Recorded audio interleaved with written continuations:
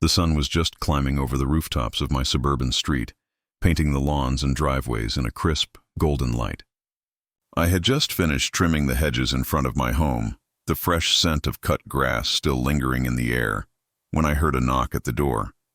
Not the casual neighborly knock that signals a borrowed sugar or a friendly greeting. This was sharp, insistent, the kind that carried authority and thinly veiled menace. I glanced at the clock on my porch. 10:15 a.m. I frowned. Definitely not a good time for HOA drama, but in this neighborhood, with its strict rules and overzealous president, nothing was ever simple. I opened the door. Standing there was Karen Whitmore, the HOA president. Arms crossed, eyes narrowed, jaw tight. Her assistants in crisp white uniforms labeled HOA flanked her like silent enforcers, standing perfectly still waiting for her signal. "Mr. Carter," Karen said, her voice sharp, cold, and commanding. "Your driveway does not comply with community regulations. You are being fined immediately." I blinked. My driveway? I had personally overseen the construction of every driveway, curb, and streetlight on this block years before Karen had moved in. My brow arched slightly, a calm smile spreading across my face. "I'm sorry," I said evenly, "but this is my property. I actually own this street." Karen's eyes narrowed further. One of her assistants scribbled furiously on a clipboard, muttering under their breath. "That may be true, but HOA rules still apply to all residents. Non-compliance will result in further penalties." I leaned casually against the doorframe, letting my words linger. "You don't seem to understand who you're speaking to, Karen. I built this neighborhood. I literally own the block you're trying to fine me over." Her face went redder, a vein pulsing at her temple. I saw the briefest flicker of uncertainty in her eyes, the first crack in her veneer of absolute authority. "You will comply," she said through gritted teeth, trying to reclaim control. "Or we will escalate this matter." "You have no choice," I chuckled softly. "Funny thing about choices. You see, Karen, I own this street. Every lot, every driveway, every lamppost. You can try, but it won't end the way you think." Her assistants exchanged uneasy glances. One muttered something about legal action, but Karen shot a look that silenced them instantly. I closed the door slowly, letting her stew on the porch. Across the street, a few neighbors peeked from behind curtains, clearly sensing tension. Some smiled knowingly, others looked anxious, wary of Karen's notorious temper. I stepped back onto the porch, taking a deep breath. This was going to be interesting. Karen thought she could bully me, but she had no idea what she was getting into. The next few hours were quiet, almost deceptively so. I went about my morning routine, but my mind kept drifting back to the confrontation. Karen's arrogance was predictable. She always assumed intimidation and authority would be enough. But I had something she didn't: full knowledge of the property, every record, and the patience to use it. By midday, my phone buzzed. It was a message from one of my neighbors across the street. "Is Karen really there?" I saw her porch meltdown earlier. "Stay calm, you've got this," I smiled. I had already planned the next steps. Karen's overreach was an opportunity. Each move she made, each threat, would only serve to expose her if handled strategically. I started reviewing the property records again, noting every permit, every inspection, and every approval. Every detail was ammunition, and I intended to use it wisely. I photographed my driveway, the curbs, the street lamps, even the placement of fire hydrants. Small details mattered. Every HOA violation she could point to had a documented explanation in my files. Late afternoon, Karen made her first follow-up attempt. She drove slowly down the street, clipboard in hand, glancing at each house like a predator scanning its territory. I waved casually from my driveway. Her assistant glared, but Karen's eyes narrowed at me, rage simmering beneath her controlled exterior. That evening, I organized the evidence I had collected. I created folders for ownership documents, proving I owned the streets and lots, construction permits, every driveway, fence and landscaping approval, HOA correspondence, every letter, notice and previous threat documented, photographs, detailed, timestamped, capturing every inch of compliance. I sat back, a sense of calm satisfaction washing over me. Karen had assumed she could enforce authority through intimidation. Instead, she had given me the perfect opportunity to expose her overreach. As night fell, I noticed a few neighbors stepping outside, whispering to each other. Some glanced at my driveway, others at Karen's house. Tension was building across the street, a subtle, electric anticipation of what was coming next. The following morning, a letter arrived, stamped with the HOA logo in bold red. I opened it casually. Immediate compliance required. Failure to adhere to community standards will result in fines, legal action, and potential foreclosure proceedings. I laughed quietly, shaking my head. Foreclosure? Over a driveway I personally built? Karen had overplayed her hand already. I prepared my response strategically, noting each false claim, each misrepresentation. This wasn't just defense. This was the first move in turning the game entirely in my favor. By mid-morning, I saw Karen walking down the street with her clipboard, her assistants trailing behind. She expected panic, submission, fear. Instead, I stepped onto my porch, coffee in hand, smiling calmly. "Good morning, Karen," I said, voice even, composed. "Beautiful day to review community standards, isn't it?" Her eyes narrowed, and I caught the slightest hesitation, a crack in her facade. She opened her mouth to respond, then stopped, realizing I wasn't intimidated. "You will comply, Mr. Carter," she said finally, through gritted teeth. I raised an eyebrow. "Funny, that's exactly what I thought you'd say. But remember, every inch of this street, every driveway, every lamppost belongs to me. Your threats have no teeth here." Karen's jaw tightened, a vein throbbing in her temple. Her assistants shifted uncomfortably. Across the street, a neighbor peeked out from behind the curtain, whispering to another. "Looks like he's not backing down." I stepped back, letting the tension hang in the air. The battle lines were drawn. Karen had made the first move, but I held all the cards. And this neighborhood, this street, this block, it was mine to protect, strategically and legally. As the sun dipped lower in the sky, I felt a quiet sense of satisfaction. This was just the beginning. Karen would escalate, she always did. But she didn't realize that every move she made would only tighten my grip on the situation. And for the first time, I allowed myself a small, confident smile. This wasn't just about a driveway. This was about justice, control, and exposing the entitled overreach of the HOA. The stage was set. The players were in position, and the game was about to get interesting. The morning after Karen's porch confrontation, I awoke to an unnerving quiet, the kind of quiet that always comes before the storm. I had anticipated this. She wouldn't let things go, not when she thought she could assert control. Sure enough, around mid-morning, my phone buzzed. A text notification from one of her assistants. "Mr. Carter, please be aware. Failure to comply with HOA regulations may result in fines, legal action, and further penalties. Immediate attention required." I read it, sighed, and set the phone down. Karen had already started her escalation cycle. Letters, texts, threats, the whole repertoire. But I had been preparing for this. Every move she made was predictable. Every tactic had a pattern, and patterns are easy to exploit if you know the rules better than your opponent. I started my day by reviewing the property documents again. I spread out the permits, construction approvals, and legal records across the dining table. Every driveway, curb, street lamp, meticulously documented. Every violation she might claim had been preemptively countered with facts, photographs, and legal references. By late morning, Karen appeared again, this time driving slowly down the street with her clipboard and assistants flanking her, eyes scanning for infractions. She stopped in front of my house, probably expecting me to flinch to respond nervously. Instead, I stepped onto my driveway, coffee in hand, smiling casually. "Good morning, Karen," I said, deliberately calm. "Checking the driveways again?" Her eyes narrowed. "Mr. Carter," she said, tone sharp, "this is serious. Your property does not comply with community standards. You must comply immediately." I tilted my head, feigning confusion. "Comply? Karen, I've reviewed every regulation, every permit, and every approval for this neighborhood. I literally own this block. Every curb, every driveway, every lamppost. There's nothing here to comply with." Her assistants fidgeted, whispering to each other. Karen's jaw tightened. "The rules apply to everyone," she insisted, voice rising slightly. I smiled faintly. "Rules, of course, but rules that don't exist for me. That's interesting. Maybe we should review the property records together?" She flinched slightly at that. The suggestion implied scrutiny of her own authority, scrutiny she had never anticipated. Karen's power thrived on secrecy and assumed compliance. I was about to expose both. I spent the afternoon documenting her patrols, photographing the driveway and recording timestamps.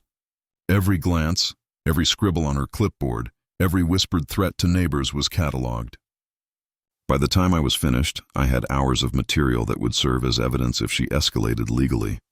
Later, I noticed a few neighbors peeking from their windows or stepping onto their lawns. Their expressions ranged from curiosity to subtle approval. Some whispered to each other, "He's not afraid of her." That evening, another letter arrived, official-looking, stamped with the HOA logo. I opened it carefully. Immediate compliance required. Failure to adhere to community standards will result in fines, legal action, and potential foreclosure proceedings. I chuckled. Foreclosure, over a driveway. Karen's overreach was astonishing even to me, and her lack of understanding of my leverage was her greatest weakness. I drafted a formal reply. Calm, factual, and unflinching. I referenced the property ownership records, construction permits, and local ordinances. I attached photographs showing compliance in every area she claimed was violated. This was not just a defense. It was the first strategic move to publicly expose her overreach. The next day, Karen called a neighborhood meeting at the community hall, supposedly to review violations. I arrived prepared, carrying my evidence binder. She strutted in, confident, expecting compliance and submission from both me and the neighbors. Instead, I calmly presented my records, photographs, and documents showing full compliance and legal ownership. Murmurs spread through the hall. Karen's face went pale. Her staff looked uneasy. Her authority, built on fear and intimidation, was cracking. By the time the meeting ended, it was clear to everyone present. Karen's rules were being misused to intimidate, and her tactics were transparent. The neighborhood had witnessed her overreach, and my strategic, calm response had shifted the power dynamic. By evening, I walked back to my driveway, feeling a quiet satisfaction. Karen's escalation had been predictable. My counter-strategy, documentation, legal clarity, and subtle public exposure, had already begun to work. The neighbors were aware, the record was solid, and Karen's intimidation tactics had begun to crumble. I looked at the street I had built, every driveway, curb, and lamppost in perfect alignment. This block wasn't just my property, and it was my fortress. And the game had only just begun. The next moves would come from Karen, desperate and unrestrained. But I was ready. Every threat, every fine, every legal letter, all of it had a response. And when she realized she had no leverage left, the neighborhood would see the full scope of her overreach. I poured myself another cup of coffee, letting the cool evening air wash over me. Calm, composed, and confident. I had the evidence, I had the strategy, and now I had the first signs of victory. Karen didn't know it yet, but her overreach was about to implode spectacularly. The week that followed was tense. Karen's subtle intimidation had turned into overt aggression. Every morning I found a new notice slipped under my door, stamped with bold red letters. Violation of HOA regulations. Immediate action required. Some were official-looking legal letters. Others were typed threats, warning me of fines and even foreclosure. I read each carefully. Every line, every claim was either exaggerated or outright false. Karen had no understanding of who she was dealing with. I had already documented the entire street, every driveway, lamppost, and curb. Every violation she threatened to enforce had a corresponding permit, legal approval, or photographic evidence proving compliance. By midweek, she escalated further. Karen showed up at my property with her assistants and the HOA attorney, a sharply dressed man in a gray suit who looked far more intimidating than he probably was. They expected me to panic. I greeted them casually. "Good morning, Karen, and you must be the attorney." Karen's face flushed. "This is serious, Mr. Carter. You have ignored repeated warnings. The HOA is prepared to take legal action to enforce compliance." I motioned for them to step onto the driveway. "Let's review the facts first. Every driveway, every curb, every street lamp, all built and approved under my name. Here are the permits, the inspection reports, and the original HOA documentation. Please check carefully." The attorney flipped through the files, his expression hard to read. Karen shifted uncomfortably beside him. I could see the first cracks forming in her confident facade. You must still comply," Karen insisted, her voice sharp but uncertain. I leaned slightly, speaking calmly but firmly. "Karen, the street, the driveways, and the block belong to me. I've documented everything meticulously. Any attempt at fines, legal action, or foreclosure without proper authority will be considered harassment and legally actionable. Her assistants whispered urgently to her. Karen's glare snapped toward them, a flash of frustration visible. She realized her standard tactics, intimidation, threats, and overblown fines, were no longer effective. The next day, Karen tried a different approach: neighborhood pressure. Flyers appeared under doors claiming that I was in violation of multiple HOA rules. She attempted to sway neighbors, warning them about my alleged non-compliance. I responded subtly but decisively. Each flyer was photographed, documented, and time-stamped. I even left a visible sign on my lawn. All HOA interactions with my property are documented. Any attempt at harassment will be legally addressed. Neighborhood records are public. The neighbors noticed. Their whispers were no longer just curiosity. Some expressed quiet approval of my composure and the evidence I had amassed. Karen's influence was slipping. By midweek, Karen organized another HOA meeting at the community hall. She expected a show of compliance and fear. Instead, I arrived prepared, carrying a comprehensive binder of evidence, including ownership and construction, permits, photographs time-stamped for proof of compliance, documentation of all intimidation attempts, records of neighborhood notices and interactions. When Karen began her speech about violations, I calmly stood and presented the facts. One by one, her claims were debunked with clear evidence and legal references. The room grew quiet. Neighbors whispered among themselves. Karen's assistants shifted nervously. By the end of the meeting, it was clear Karen had overstepped. Her authority, built on fear and misinformation, was exposed in front of the neighborhood. My strategic, calm approach had shifted the dynamic. Karen was no longer the unchallenged power. Her tactics were visible to all. Later that evening, I reviewed the week's events. Every threat, every flyer, every legal notice had been countered, recorded, and documented. The neighborhood's awareness of Karen's overreach had increased, and the HOA's credibility had begun to erode. I poured myself a cup of coffee and looked at the street I had built with pride. Every driveway, curb, and lamppost in perfect alignment. I realized that this battle was no longer just about fines or compliance. It was about public accountability, legal strategy, and controlling the narrative. Karen's next moves were predictable, desperate, unrestrained, and possibly reckless. But I had anticipated them. Every letter, every meeting, every attempt at intimidation had already been planned for, and I had the leverage to turn them into a decisive advantage. As night fell, I felt a quiet sense of satisfaction. The HOA president had tried to exert control over a street she didn't own, a driveway she didn't approve, and a neighborhood she barely understood.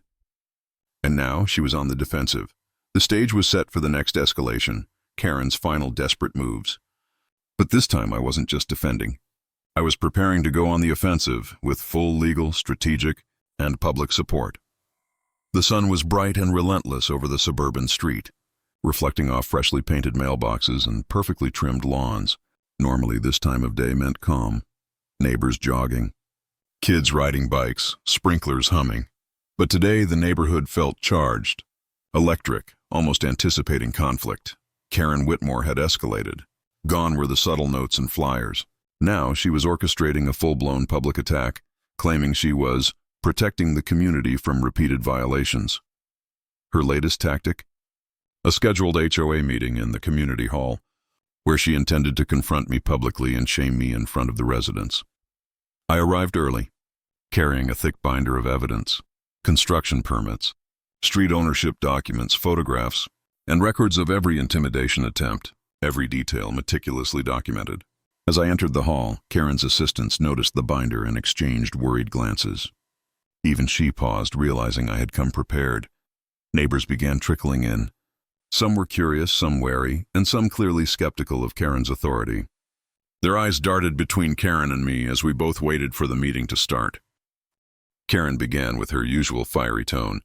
"Ladies and gentlemen, we are here to review serious violations on Mr. Carter's property.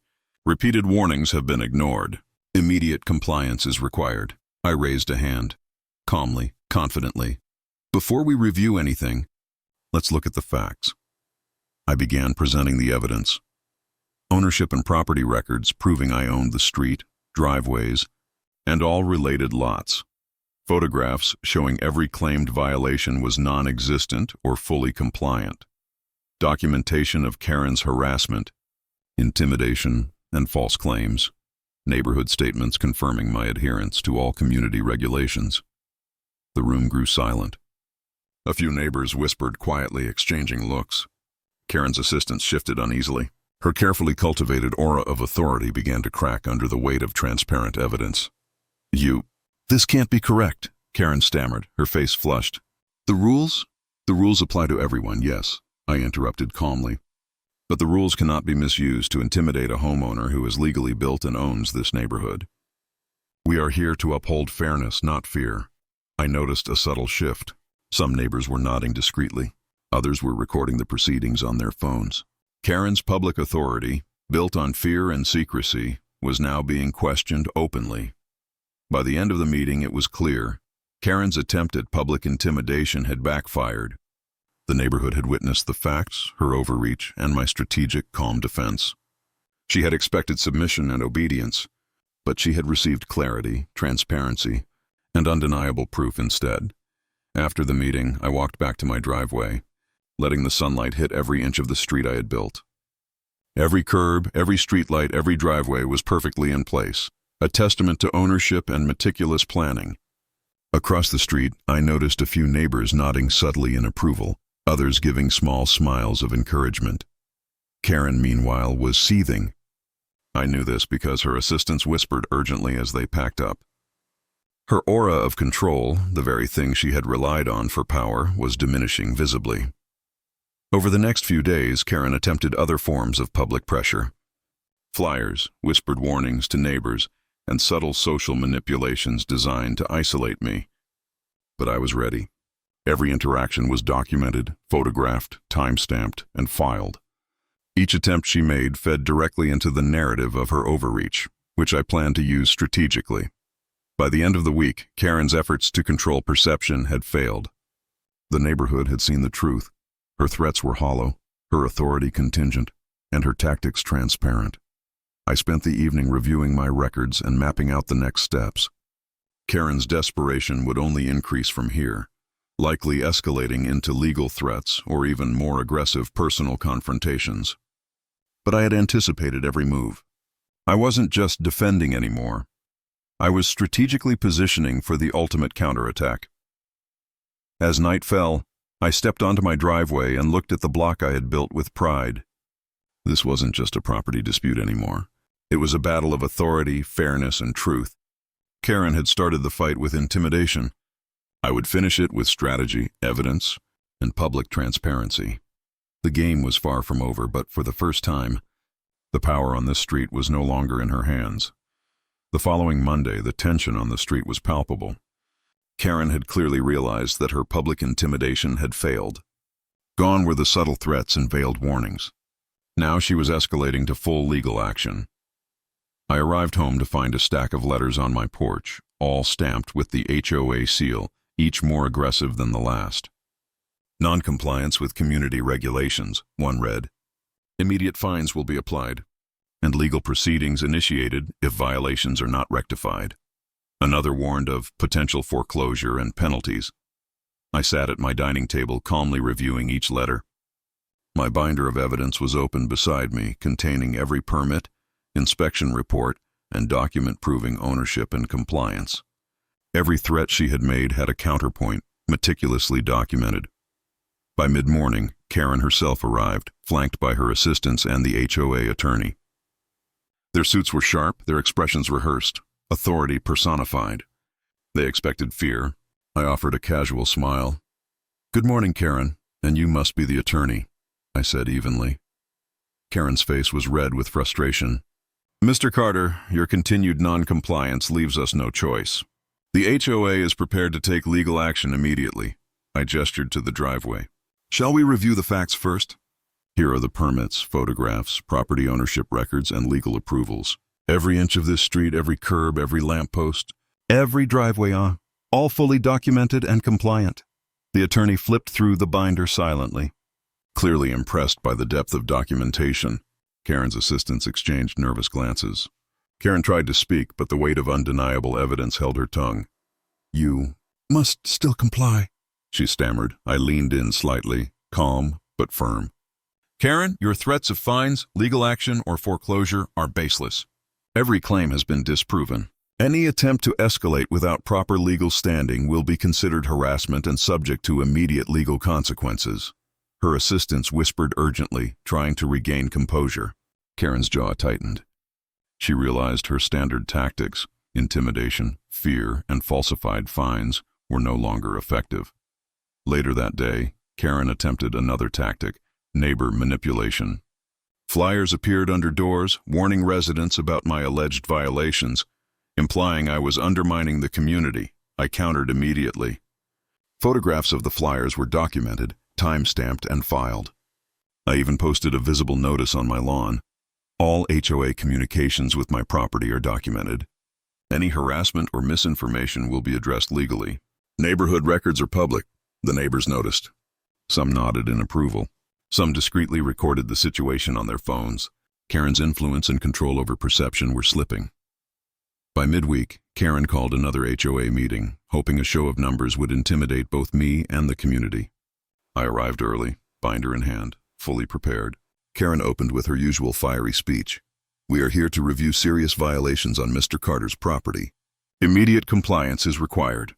I calmly presented all evidence. Legal ownership records of the streets and lots, photographs of complete compliance. Documentation of every HOA intimidation attempt.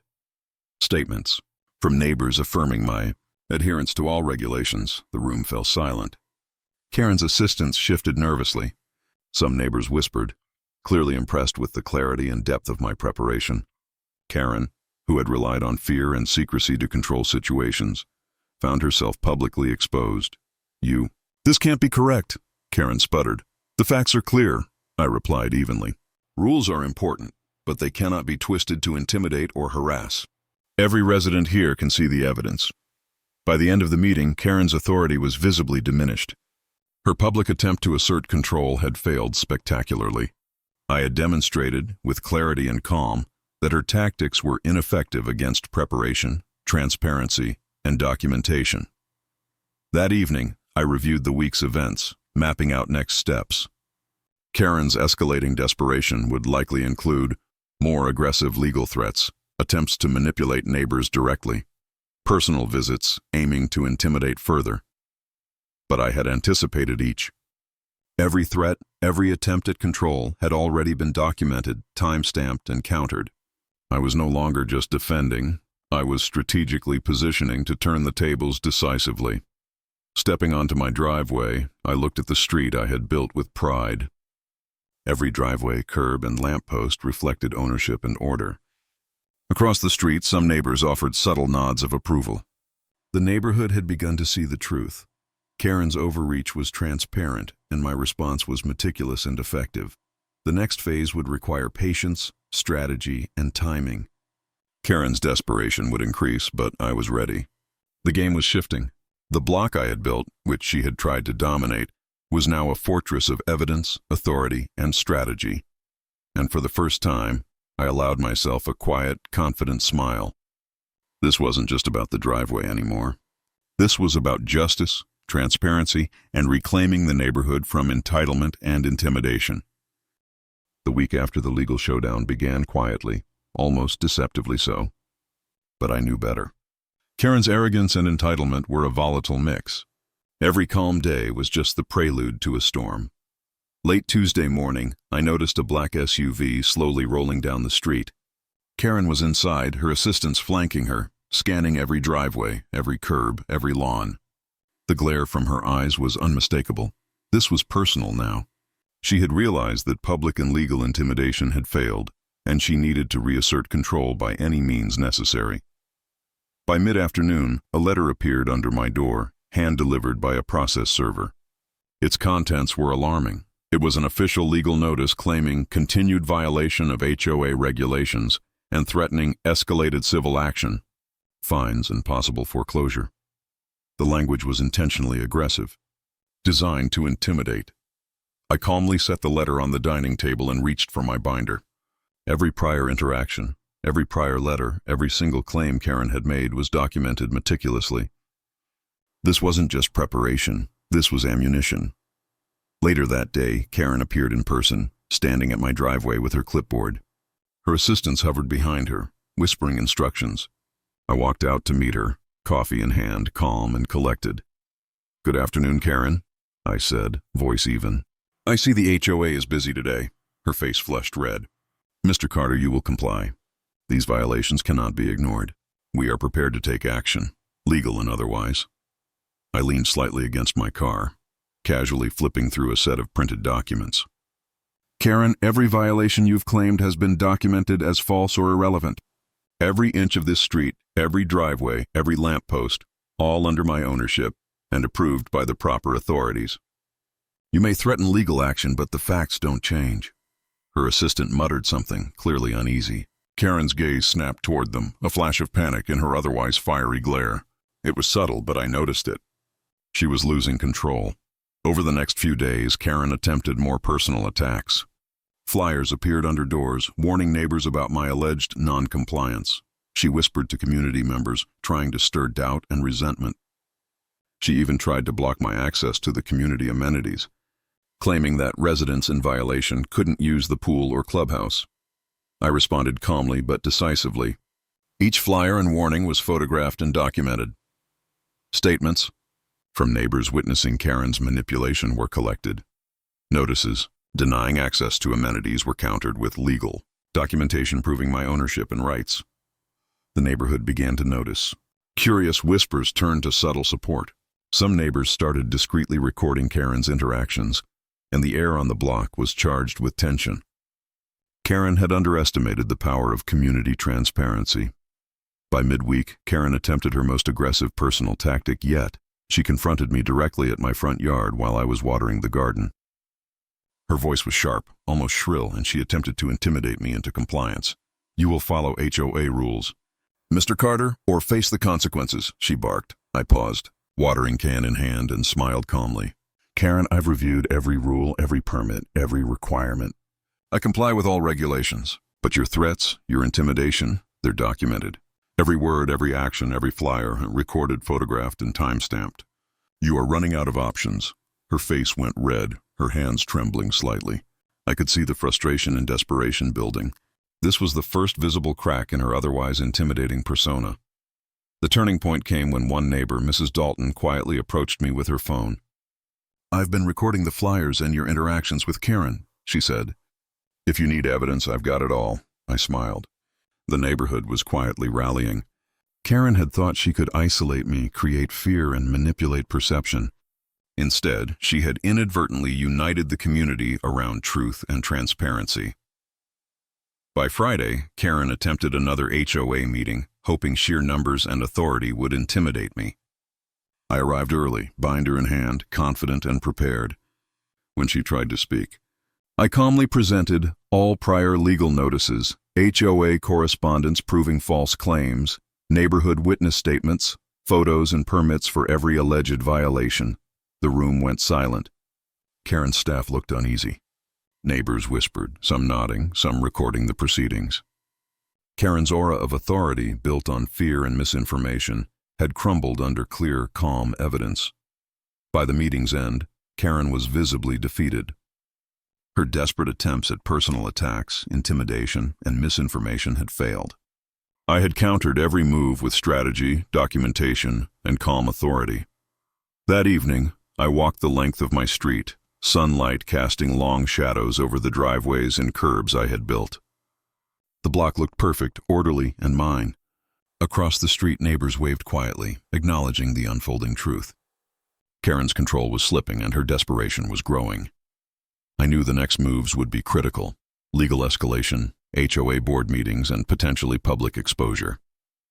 But I was ready. Every threat, every flyer, every attempted intimidation had been meticulously countered and documented. For the first time, I felt a quiet satisfaction. This was no longer just a property dispute. It was a battle of authority, fairness, and accountability. Karen had started the fight with intimidation. I was responding with strategy, evidence, and the growing support of the neighborhood. The game was far from over, but the balance of power was shifting, and it was shifting decidedly in my favor. The week began with an uneasy silence on the street. The neighborhood had begun whispering, sharing observations about Karen's escalating behavior, and quietly questioning her authority. For Karen, this was unacceptable. Her desperation was palpable. She had tried intimidation, flyers, HOA meetings, personal confrontations, and all of it had failed. Monday morning brought a thick envelope, hand-delivered by a legal courier.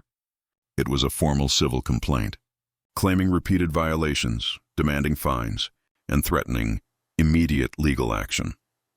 Karen had escalated to what she believed would be the final legal blow. I calmly opened the envelope and spread the documents across the dining table. Every claim she had made was easily disproven with the binder I had meticulously compiled over the past weeks.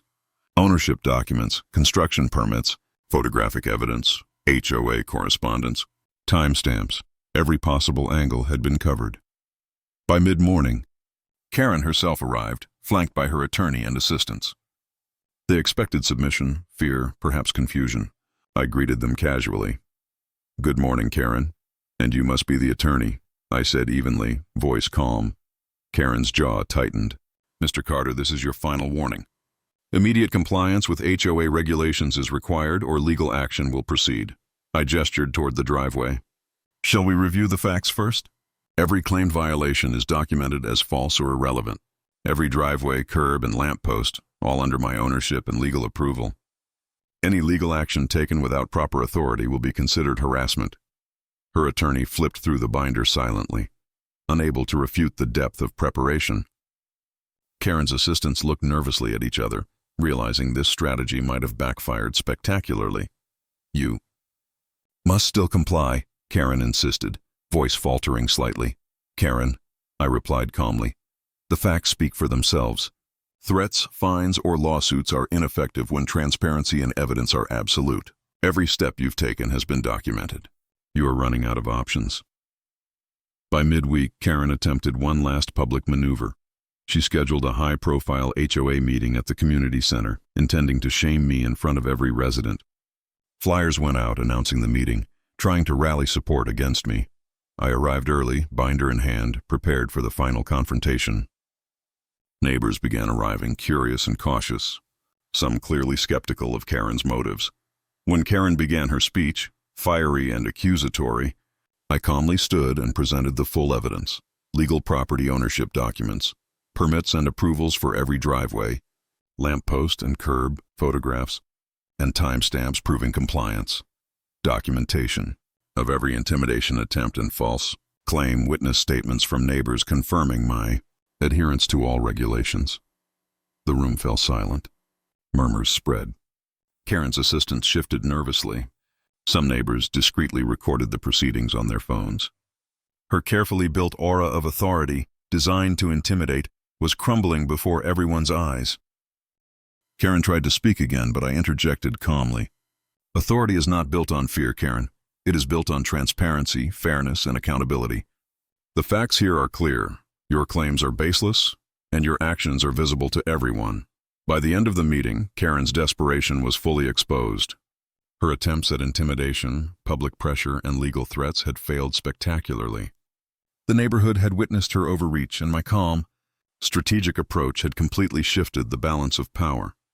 Later that evening, I walked the street I had built, surveying the driveways, curbs, and street lamps. The block looked pristine, orderly, a testament to planning, ownership, and meticulous care. Across the street, neighbors waved subtly, some offering quiet words of support. Karen's control was gone. Her authority, once feared and unquestioned, had been dismantled by calm strategy, evidence, and public transparency. Her last-ditch attempts at legal action and intimidation had backfired, exposing her overreach to the entire neighborhood. I poured myself a cup of coffee, reflecting on the weeks of confrontation. This was no longer just a dispute over a driveway. It was about justice, accountability, and reclaiming control from entitlement and intimidation. The stage was set. Karen had tried every move in her playbook, and I had countered every one. The neighborhood had seen the truth, and for the first time I allowed myself a quiet, victorious smile.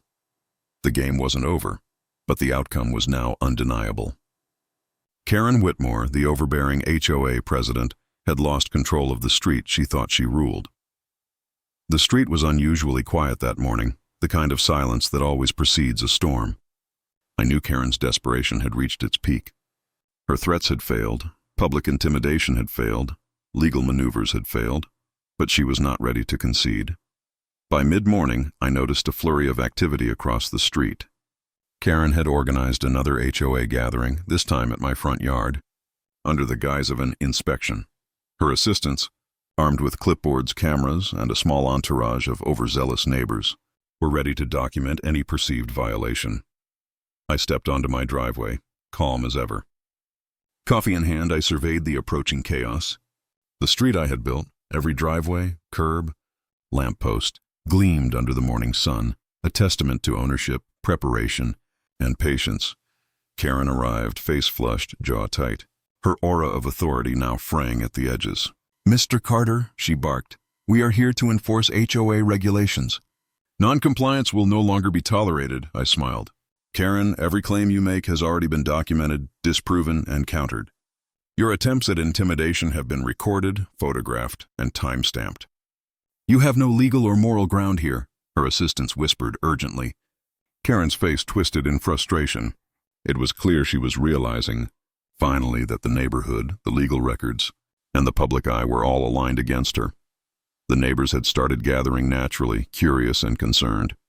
Some had been quietly observing Karen's actions for weeks. Now they had proof in front of them. I called their attention calmly. "Everyone," I began, voice clear and steady.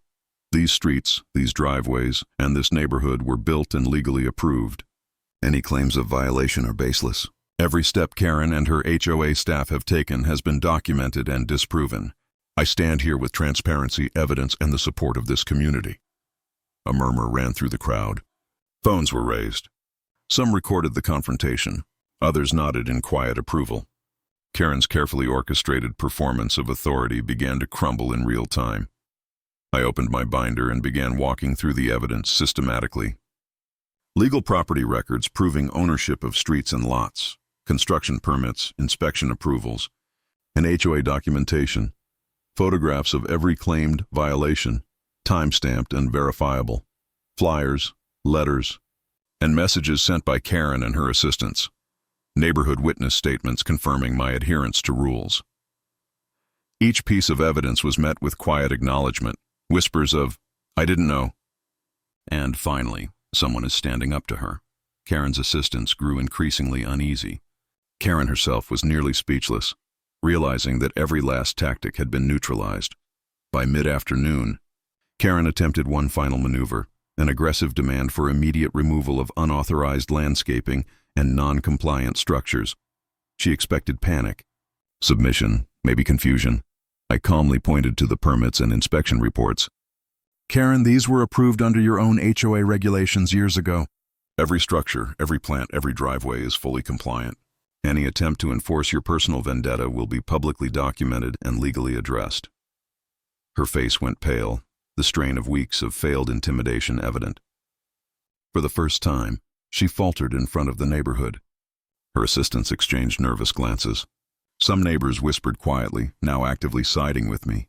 With a measured tone, I concluded, authority is earned through fairness, transparency, and adherence to the law, not through intimidation, false claims, or threats. The community has witnessed the facts.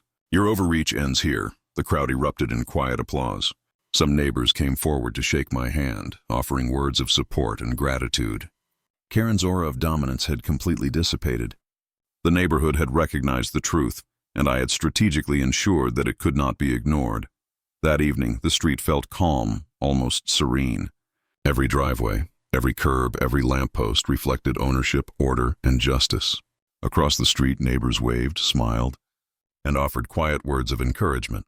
Karen Whitmore had tried every possible tactic: public intimidation, legal threats, personal harassment, and manipulation of neighbors.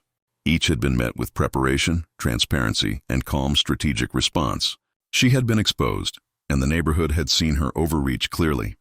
I poured myself a cup of coffee and stepped onto my porch, looking over the street I had built with pride. The confrontation was over, at least for now. The HOA president had lost control, her authority dismantled, and the neighborhood had witnessed the triumph of strategy over entitlement, calm over intimidation, and justice over arbitrary power. For the first time in weeks, I allowed myself a quiet, victorious smile. The game was over. The street, the neighborhood, and the balance of authority were finally restored to their rightful place. The days following the final confrontation were remarkably calm. Karen Whitmore had withdrawn from public view, her authority on the street shattered. The neighborhood, once tense and wary, began to breathe freely again.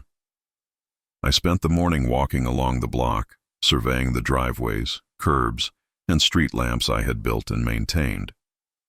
Everything gleamed in the sunlight, reflecting not just ownership, but order, fairness, and accountability. Neighbors waved, smiling, some even stopping to chat about the events of the past weeks. Their expressions reflected relief and appreciation. A community that had seen the truth and recognized justice being restored. Karen's last-ditch efforts had left behind a trail of official correspondence and failed legal claims. I meticulously reviewed every document, ensuring everything was recorded and prepared for any potential lingering actions. Even though she had no legal standing, it was important to solidify the record.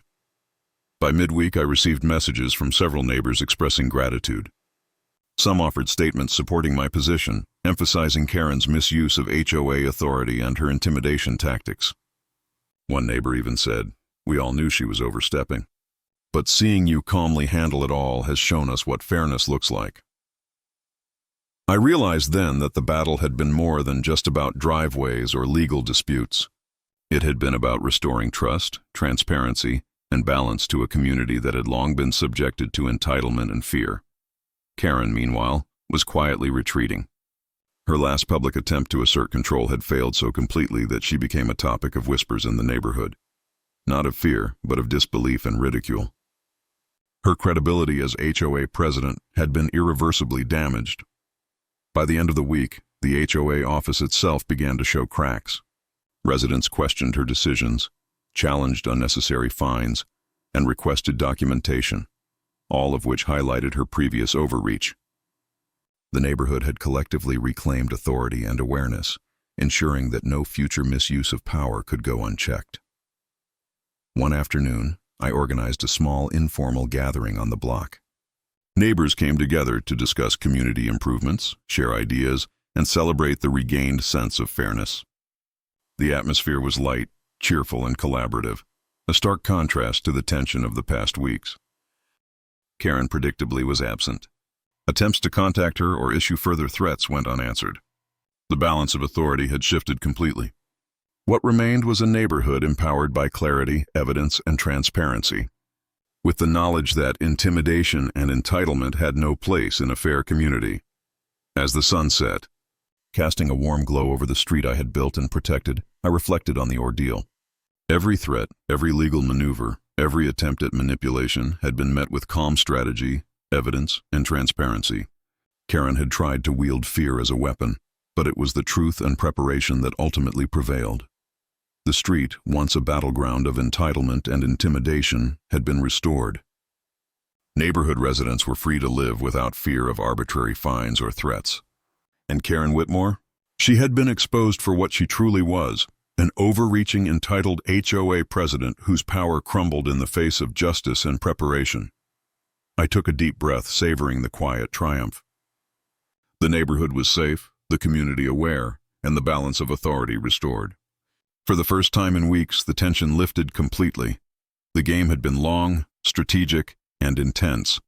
But in the end, justice had echoed louder than entitlement. And the street, my street, belonged exactly where it always should, under clear ownership, fair governance, and watchful eyes. The following week brought an unusual calm to the neighborhood. Without Karen Whitmore orchestrating chaos, the streets hummed with life in a way they hadn't in months.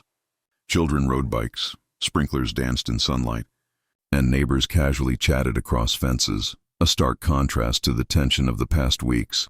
I walked my driveway slowly, taking in the perfectly maintained street. Every curb, lamppost, and driveway reflected ownership, order, and strategic foresight. But it wasn't just physical construction that mattered. It was the rebuilding of trust and clarity in the community.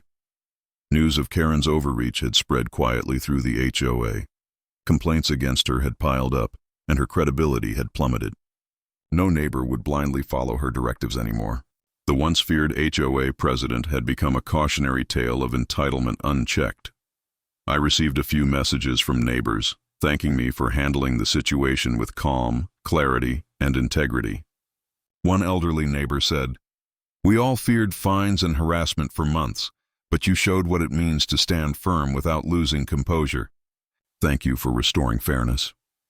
It was in these small moments of acknowledgement that I felt the real victory, not just in the defeat of Karen, but in empowering the neighborhood.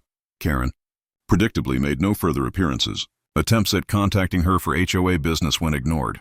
Her legal threats were stalled by the clear documentation and transparency I had meticulously maintained. For the first time, it was clear her power had ended. I called a casual neighborhood meeting.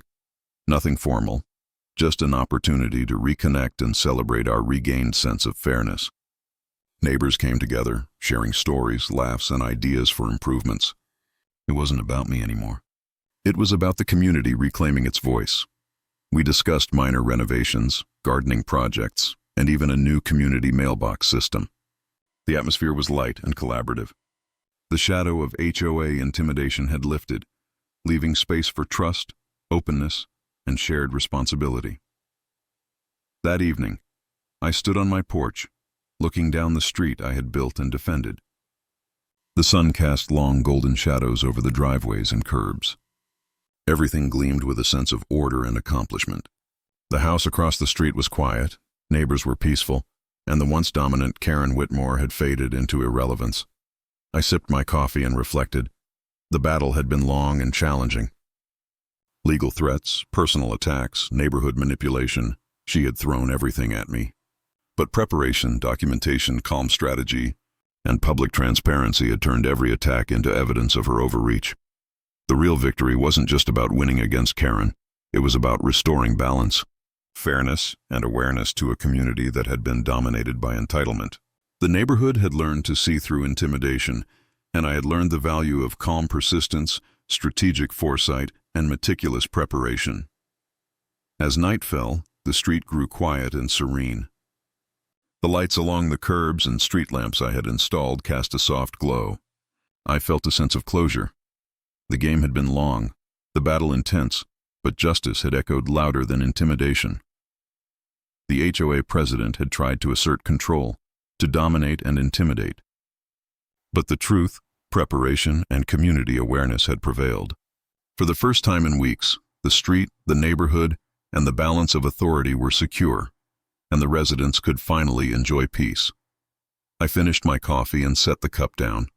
Tomorrow, the neighborhood would wake up, and life would continue as usual, free from arbitrary rules, baseless fines, and the shadow of entitlement. But I knew one thing for certain. This street, these neighbors, and this sense of justice would never be threatened again.